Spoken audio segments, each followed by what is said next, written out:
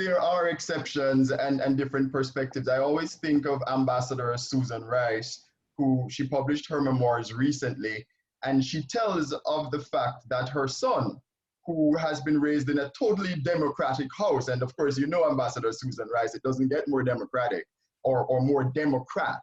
Her son is in fact the leader of the young Republicans on his college campus, or certainly was. So it's a very interesting thing to me. But you speak of how human beings are and what you refer to as tribal. So I wanted to get to another level of that, which is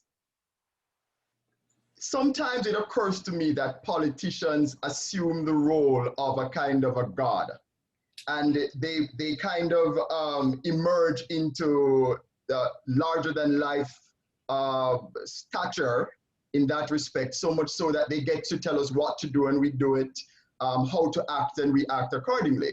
And so when I thought of that, and certainly you can see evidence of that even during the COVID-19 pandemic and Trumpism. If he says wear a mask, then suddenly a mask might be okay. If he says don't wear a mask, suddenly the mask is the tool of the Illuminati or some such conspiracy.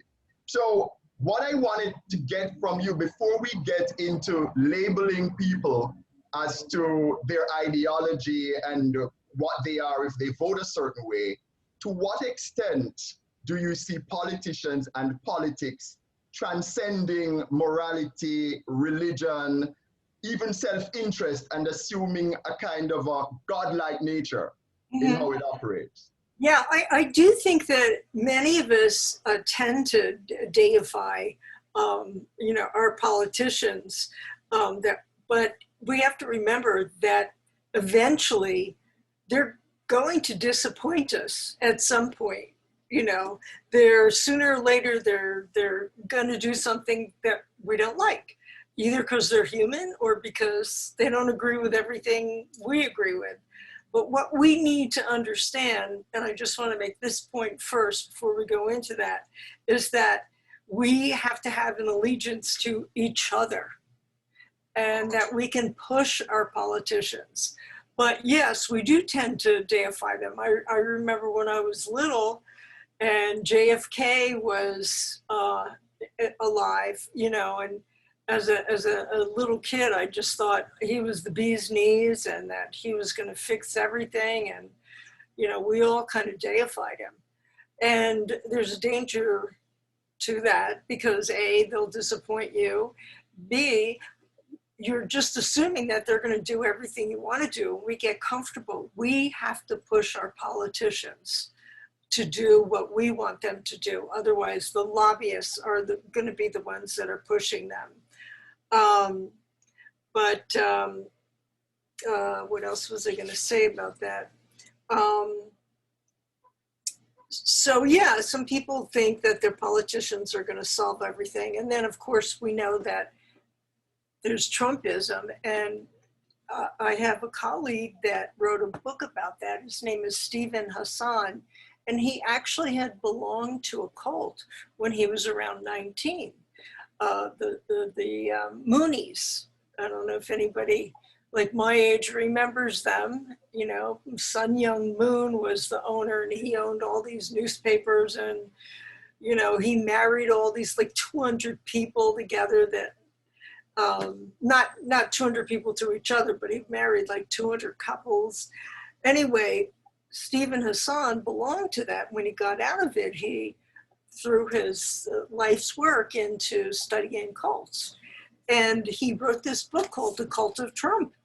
And indeed, I mean, these are some of the warning signs of a cult.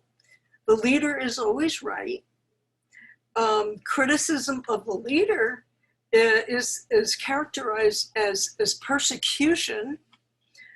No matter how harmful the leader's behavior is, it's justified. And adherents are, they're obsessed with the leader, okay? And the leader has the exclusive franchise on truth. Those are some of the warning signs of a cult. Indeed. We'll come back to it, Jen, because if we're speaking along the lines of deifying politicians, and I see, Shirley, you've also raised the question about the extent to which we do it and how dangerous it can be. When we get into the question of race, we must then explore to what extent persons are, if they're in that cult, are they just zombies following the dictates of this deified being, or are they responsible for choices that they make? We'll get back to it, but Philip, I see your hand. Please jump in. Thank you, Jermaine. Just wanted to make two quick comments. First of all, Jen, your father really reminded me, I think it's an Indian proverb about, every man has two dogs within him, a loving whatever, and then a vicious dog, and it depends upon who feeds which dog. And that really reminds me of your father. Like you are what you eat. You are what you ingest. Yes, that's correct. I've often thought about the manipulation of identity. I mean, identity is so important to us. And probably there can be no more striking example than in Rwanda in the 90s with the manipulation of two ethnic groups that were extremely similar, but the differences were highlighted a lot through talk radio. Right. To where there was a tremendous genocide. That's I was going to bring that up. I actually have all my notes on Rwanda. It's amazing. Yeah. Well, I don't mean to jump ahead of you, but the concept of the manipulation of identity, and for all of us to take time to think about who we are, what does that really mean? I think a lot of things have changed in our culture. One being the role of religion. 100 years ago, we all would have had a strong religious identity. For most of us now, that's really not there anymore. And that, in one way, doesn't change anything, because that would have been, all the concerns could have been there, even though there was a strong religious overtone. All the same issues could have been done. Anyway, thank you, Jermaine. Yeah. Thanks, Jen. Go ahead. I had my notes on question 2. And again, it's like about how we should participate in democracy. So you were saying that we tend to deify our politicians that we choose. And I think especially as Americans, we tend to get so comfortable. It's like we let them do the driving. We have to remember that democracy is like a garden. You have to tend to it every day. You have to pull out the weeds. You have to keep at it.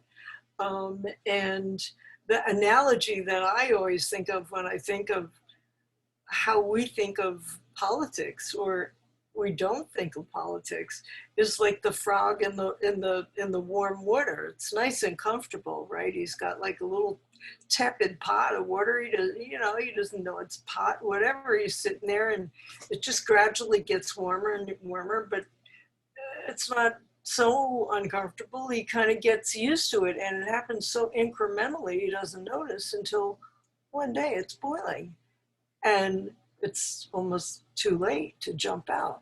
So I just think as Americans, we do tend to put too much stock in our politicians, and then leave the work to them, and we don't stay after them. And then and then number 2, that we need to participate.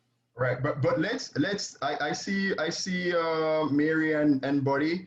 Let me dive into the race issue and then come to you guys right on the heels of that. So Jen, let's dive into race then, because we've identified